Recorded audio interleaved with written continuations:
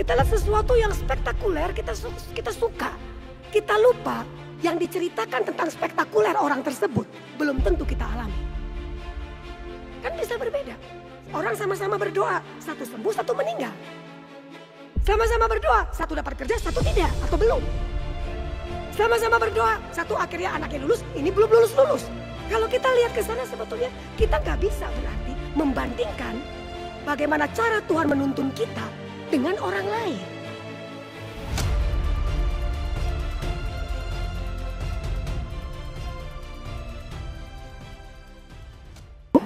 Nah kalau kita sudah lihat ke sana sebetulnya kan tinggal bagaimana gitu ya. Bagaimana kita membiarkan firman itu harusnya berbicara kepada kita. Makanya waktu sekolah minggu Bapak Ibu ingatlah kita diajari lagu sekolah minggu. Baca kitab suci, doa tiap hari kalau mau tumbuh. Kalau kita mau bertumbuh, kita mau kuat menghadapi beragam tantangan di dunia ini. Menurut saya adalah apa? Adalah kembali ke firman Tuhan. Firman itu yang menjadi kekuatan. Ingat pada waktu Tuhan Yesus juga dicobai iblis. Apa di firman ada firman yang mengatakan, ada firman yang mengatakan, ada firman yang mengatakan.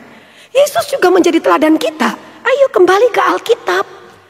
Cuma persoalannya adalah ya di sini tidak ya. Tapi banyak orang Kristen di luar sana baca Alkitabnya tiap hari Minggu.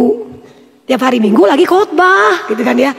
Tapi tiap hari pagi kita membaca firman Tuhan kah yang akan menolong kita, yang akan menguatkan kita, yang akan menghibur kita. Oke, kadang kita baca misalnya Bapak Ibu. Bisa saja hari itu kita membaca kayaknya nggak terlalu pengaruh nih dengan hidup saya. Tapi tahukah kita suatu waktu nanti mungkin firman itu akan berbicara kepada kita. Menguatkan kita. Makanya dibilang dia akan menyegarkan, akan membimbing kita, akan menuntun kita. Suara gembala itu lewat firman Tuhan. Makanya dalam kesimpulan ketiga, bagaimana kita sebagai domba-dombanya Tuhan mengenal suara sang gembala itu melalui Alkitab. Kita bersyukur Bapak Ibu, diterjemahkan dalam beragam bahasa. Kita tinggal lihat, tinggal baca. Kalau nggak paham tinggal tanya. Tapi kita ini natur-natur manusia adalah lebih suka dengan apa? Nggak usah jauh-jauh, kita lebih laku mana? Ibadah kesembuhan ilahi atau ibadah pemahaman Alkitab?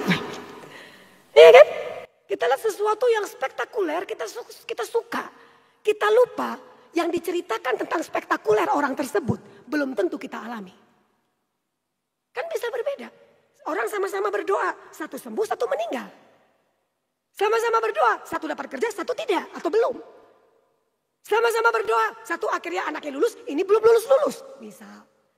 Kalau kita lihat ke sana sebetulnya kita nggak bisa berarti membandingkan bagaimana cara Tuhan menuntun kita dengan orang lain. Nah ketika kita cuma mendengar hal-hal spektakuler, kita akan sakit hati. Kenapa dia mengalami, saya tidak. Padahal kalau kita lihat balik lagi ke firman Tuhan. Ada Paulus dipakai sampai sampai akhirnya memang betul di penjara sih. Luar biasa. Stefanus baru pelayanan di Raja Batu. Kan banyak sekali orang-orang kita. Maka harusnya Stefanus bilang dong ya. Tuhan kok aku masih baru udah langsung mati. Kan harusnya bisa dipakai dengan luar biasa. Tapi balik lagi. Mau jadi Petrus kayak, jadi Andreas kayak, jadi Stefanus kayak, jadi Yohanes kayak. Jadi apapun kita, Tuhan punya banyak cara menyatakan dirinya lewat firman-Nya kepada kita. Sesuai dengan kapasitas kita masing-masing di dalam kita menjalani kehidupan ini. Oleh karena itu yang menjadi sumber kekuatan kita jangan gak dibaca, kan begitu. Harus kita baca, harus kita renungkan. Karena sang gembala itu dikatakan bagian yang kedua, melalui firman Tuhan memberi penuntun bagi kita menghadapi kehidupan yang penuh pergumulan dan ketidakpastian ini. Firman itu yang memberikan kita damai sejahtera. Bapak Ibu, damai sejahtera di dalam Alkitab, kata itu sebetulnya bukan berbicara tentang damai karena situasi damai di sekitar kita, bukan. Damai itu di dalam. Karena kita sudah diperdamaikan dengan Allah, kita sudah tahu bahkan mati pun hari ini, surga menjadi milik kita. Kita nggak ada lagi yang kita takutkan. Kan nggak ada lagi apa yang mau kita takutkan. Pada waktu tahun yang kapan hari ya, saya ingat sekali ada saya waktu masih di seminari, 98 itu ya, setelah kejadian di Jakarta, saya ingat tiba-tiba seminari kami ditelepon ya, mau dibakar katanya, apalah gitu ya. Kami semua, saya nggak mau ngomongin yang lain, saya ngomongin saya saja. Saya langsung ya, pakai celana 5 lapis, baju berlapis-lapis, lalu apa ya kaosnya berapa sampai jaket terakhir. Karena saya pikir gini, nanti kalau diserang tiba-tiba ya, wah mereka jahat misalnya diperkosa gitu kan, pikiran saya sudah itu ya. Dia susah buka kan, dia lama kan dia dilewati nanti. Pikiran saya sebagai mahasiswi. Tiap kali, tapi kan capek kan ya, mau ke toilet mesti buka satu-satu. Rasanya wah ini lama-lama gue mati gara-gara perut saya capek ya, karena berapa banyak celana gitu kan ya, 5 celana, masih ingat sekali saya itu ya. Terakhir training yang longgar kan. Terus waktu saya keluar dari, pas lagi malam jam 11 saya mau ke toilet, saya ketemu kakak kelas saya, kakak tingkat. Kakak tingkat itu pakai baju baby doll. Saya bilang, "Ce, gak takut tak kamu, Ce? Kamu nanti yang pertama loh diseret," saya bilang gitu kan ya. Terus dia lihat saya, "Dak, kalau Tuhan izinkan, satu orang bisa menghancurkan saat. Tapi kalau Tuhan tidak izinkan, bahkan ribuan orang tidak akan menghancurkan saat." Saya langsung diam, oh. Saya balik, saya buka semuanya, saya pakai yang baju tidur aja. Di situ saya belajar apa? Iya ya, kalau kita punya pemahaman yang betul tentang Tuhan kita. Oh dia tahu kok kapasitas kita. Masa sih Tuhan akan senang-senang lihat kita menderita kalau kita nggak kuat? Oh ya udah sakitnya lama, oh dibiarkan lama lah biar lebih lama lagi. Kalau Tuhan tidak tahu bahwa kita bisa kuat melewati itu. Kok rasanya nggak mungkin ya Bapak Ibu? Tetapi bagaimana dalam segala situasi itu kita balik. Oke Tuhan, Tuhan kau tahu kan. Kau tahu kekuatanku, kau tahu kapasitasku. Engkau sudah tahu sebenarnya aku sudah pengen menyerah. Tapi karena engkau masih izinkan situasi ini. Biarkan aku memiliki kekuatan melaluinya. Biarkan aku tetap, jadi damai itu di dalamnya tadi. Terus bahkan kakak tingkat saya itu bilang. Bahkan kalaupun saya harus mati, gak apa-apa kan lebih cepat ke surga. Apa sulitnya sih, apa susahnya dah, ya udah. Di situ saya baru mulai berpikir, iya ya, nggak ada yang perlu kita takutkan. Kalau ibaratnya kalau manusia kan mati itu kan adalah salah satu paling banyak dipilih orang menjadi ketakutan terbesar. Kalau ketakutan terbesar ini kita nggak takut, kita sudah siap. Lalu apa yang kita takutkan menghadapi perjalanan OTW kematian itu?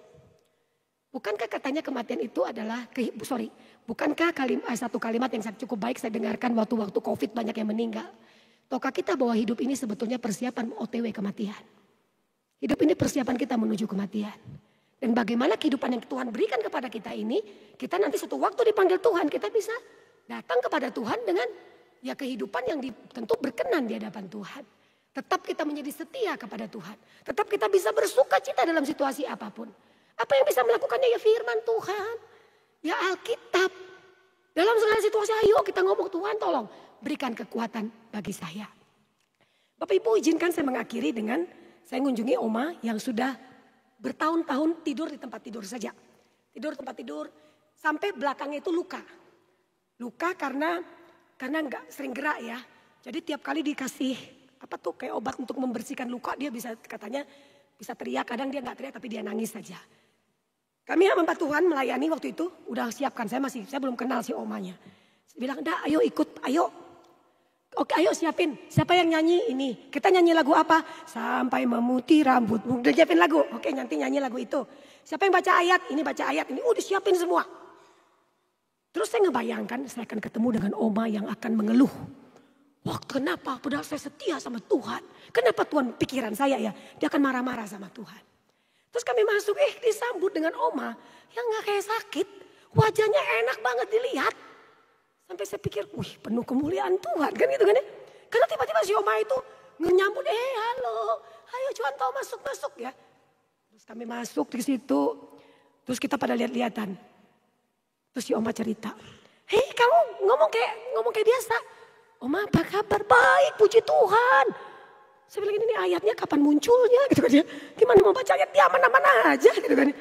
Terus sudah selesai itu dia baru mulai cerita. Dia ngeluarkan warta gereja. Banyak sekali warta gereja. Terus di dalam warta gereja itu ada namanya pokok doa untuk yang sakit. Terus dia cerita, Oma doain ini nih. Karena kan kalau jalan udah gak bisa. Tapi Oma ingin tetap setia sampai akhir. Saya pengen Tuhan menemukan saya sampai saya menutup mata. Tuhan menemukan saya setia melakukan apa yang harus atau yang bisa saya lakukan. Kita diam terus Oma apa yang menguatkan? Alkitab.